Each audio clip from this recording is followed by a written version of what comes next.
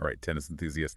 You sent us a ton of stuff about the crowds at the Australian Open this year, Yeah, it seems like everyone wants to get into the nitty-gritty about fan behavior. especially around that whole Novak Djokovic thing. It's definitely a hot topic, and you've sent us a bunch of articles and even an audio clip, Yeah, so sounds like we've got a lot to unpack. it does feel like this year's Open really got people talking, maybe even arguing about what's acceptable and what's not, Right, from a tennis star getting booed off the court. to someone comparing the crowd to a football match. And then there's the incident with the, well, let's just say things got a little interesting in the stands. Right. Right. Yeah. Maybe before we jump into the really controversial stuff, we should acknowledge that some of the crowd frustration might have come from things that weren't just about behavior. Okay, yeah, like what? Like, remember that news.com.o article you sent that highlighted all those fan and player complaints about the scheduling? Oh, yeah, the schedule was a bit of a mess, wasn't it? Yeah. Imagine being a fan who stayed up late to watch the men's doubles final. Thinking you'd be home at a reasonable hour. Right. And then it ends up wrapping up at almost 2 in the morning. Oof.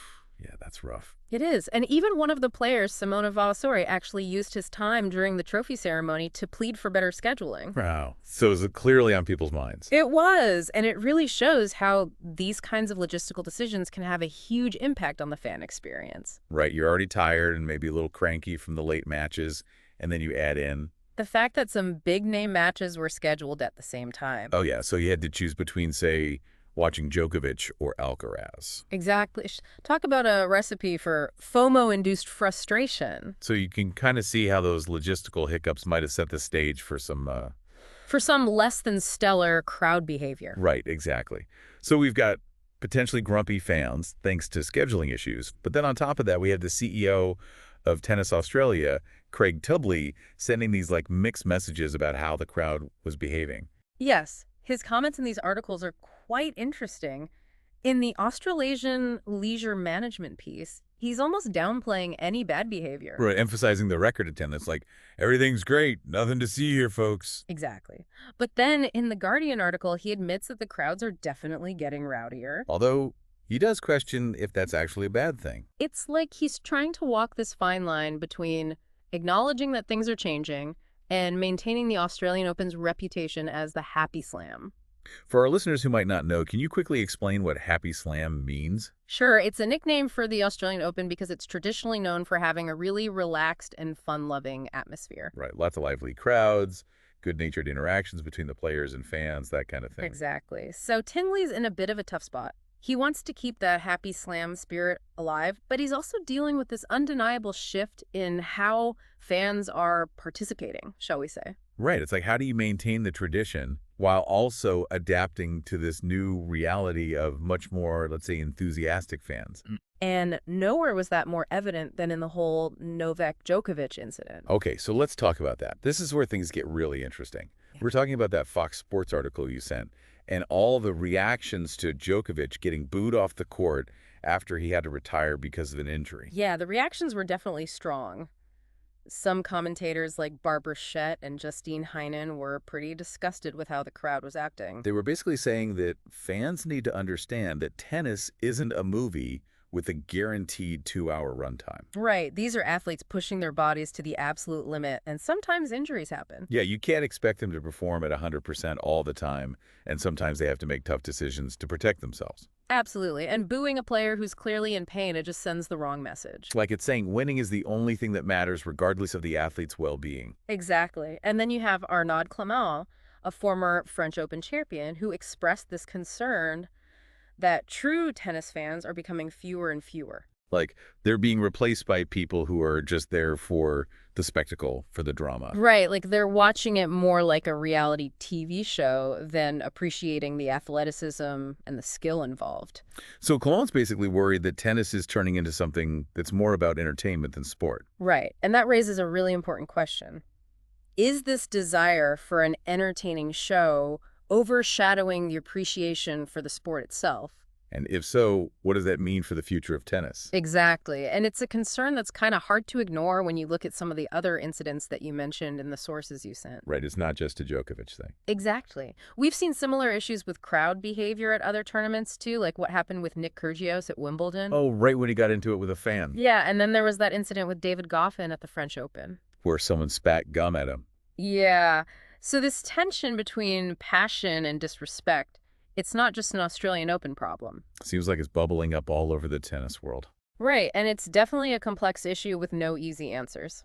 Emma John actually captures this tension really well in that Guardian article you sent. Oh, yeah. What did she say? Well, she talks about how we all demand respect in sports, right? But at the same time, we also crave that raw energy, that electric atmosphere that you often get with a really engaged crowd. But that can sometimes lead to rowdiness. Exactly. It's like we want the thrill of the game without sacrificing the integrity of the sport. Which is a pretty tricky balance to strike. It is. And then you add in this generational divide that Pat Rafter was talking about. Oh, yeah, where he said that older players wouldn't be able to handle today's crowds. Right. He basically suggested that players from his generation who were used to a certain level of decorum from the crowd, they wouldn't cope well with the fans you see today. Who are much more boisterous. Exactly. But then you have younger players like Jack Draper who actually seem to thrive on that energy. So maybe what's considered acceptable crowd behavior is changing, along with the generations. It's an interesting thought, isn't it? Like, what was once seen as totally unacceptable is now just part of the fun. At least for those younger players. Right. And, that actually ties in nicely with that audio clip you sent, where that group of fans are discussing this whole issue of crowd behavior. Okay, yeah, let's dive into that. They did not hold back. Not at all. It was like They- listening to a live debate about the future of tennis fandom. So what were their main points? One of the things that struck me was how they connected this perceived shift in crowd behavior to the rise of social media.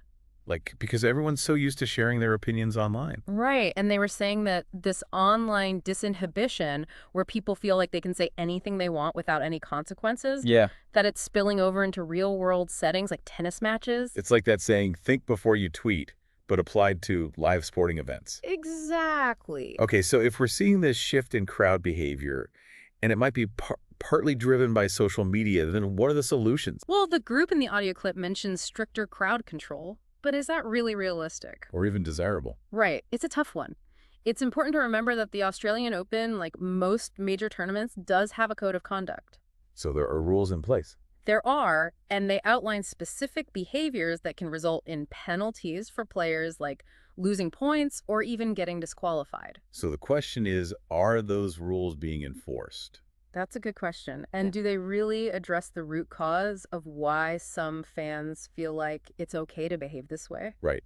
It's one thing to have rules, but it's another to actually change people's attitudes. Absolutely. And the code actually specifically mentions spectator misconduct. Okay, so they're acknowledging that it's a problem. They are. And it even highlights that a player can actually be penalized for something their entourage does. Whoa, seriously? So if your coach or your physio is acting up, you could get in trouble. You could. It really underscores how complex this whole issue is. It's not always just about individual fans behaving badly. Right, sometimes it's the people around the player who are contributing to the problem. Exactly. So you can see how crowd control becomes very tricky. It's not always clear-cut.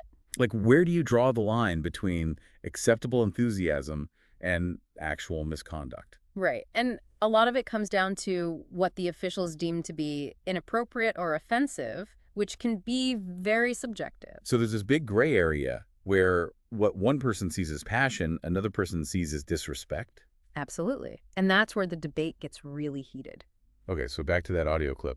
What were they saying about crowd control? Well, you have one side arguing for much stricter measures, claiming that the shift in fan behavior is ruining the sport. Like they're saying, if you want to yell and scream, go to a football match. Right. Their argument is that tennis has always been about a certain level of decorum and respect for the players. But then the other side is saying that that's just an outdated elitist view of the sport. Right. They're basically saying that tennis has always had this image of being a sport for the wealthy, for the elite. With its roots in those exclusive clubs and royal courts. Exactly. And they're suggesting that this shift towards a more expressive, even rowdy crowd is actually a good thing. Because it makes the sport feel more accessible and appealing to a wider audience. Right. It's like they're saying, loosen up tennis, let the people have some fun.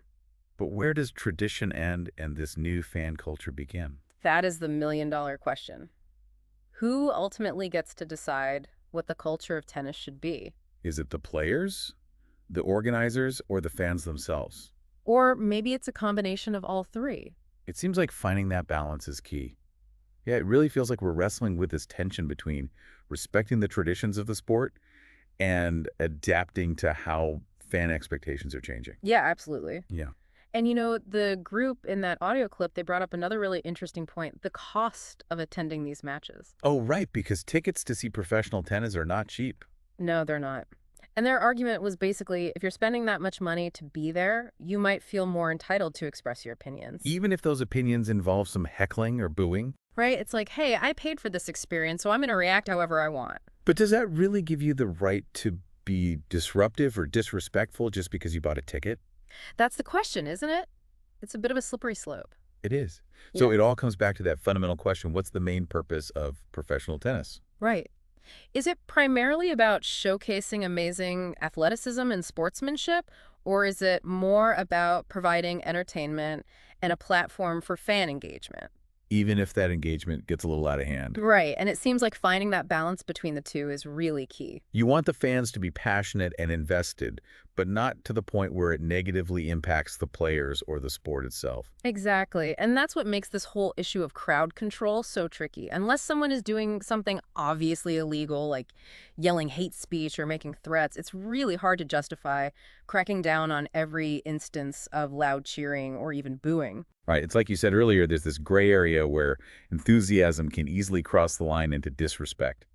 So how do you regulate that without making the whole atmosphere sterile and boring? It's a huge challenge, and honestly, there's no easy answer. It requires a constant dialogue between the tournament organizers, the players, and the fans to try to establish some clear expectations and boundaries. So it sounds like after all this discussion about tennis crowds, we're left with more questions than answers.